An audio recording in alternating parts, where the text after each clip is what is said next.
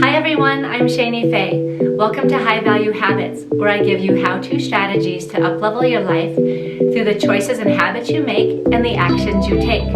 Today's episode is about how to stay in your own lane, and I'm referring to goals and outcomes. I'm going to use an example from a real-life situation that happened today. I attended an event called a Doodle Romp, and at a Doodle Romp, between 50 and maybe 75 doodle breeds come to play at a dog park. And it was really fun for me because when I let my dog in, she ran all over the place. She said hi to every doodle there and other dogs that weren't doodles that happened to be there. And I think she greeted every human.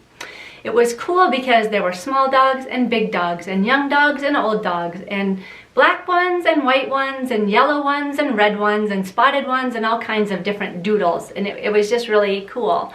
But I wanted to use this example because my dog knows how to stay in her own lane. And what I mean by that is that she keeps her mind on her own joy and what she wants to do. So she was running around playing, she was getting exercise, she made a little bit of noise, she kicked up a ton of dirt, and she completely exhausted herself in the hour and a half, which was kind of, I think, her goal, just to have as much joy as she could.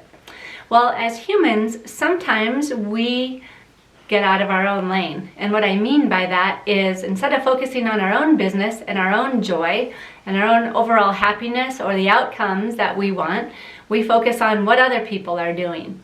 So we may judge or criticize or compete or try to measure up somehow with what other people are doing.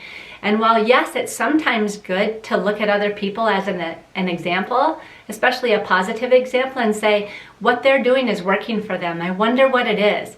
I want to study them and see why they're getting the outcomes that they wanted and the outcomes that I want as well. And sometimes we can see people doing what we don't want to be doing and getting the outcomes that we don't want to have too, which also can be valuable. But for the most part, when we have goals and we want to reach our outcomes, we need to stay in our own lane. So think about when you're driving a car, if you start to migrate into the lane next to you, you can cause an accident. You can crash your car, you can hurt somebody else, you could hurt yourself, and so it's really important to stay focused forward and watch your momentum as you travel along in your path. Well, life is a lot of the same way. That when we start to worry about what's happening in the other lane or start looking in the other lane and we're not looking forward anymore, we've actually stopped working on our own goals and outcome. We're focusing on what someone else's goals or outcomes are or who they are trying to be or want to be or anything like that. So today's challenge is about watching your habits around whether or not you're staying in your own lane.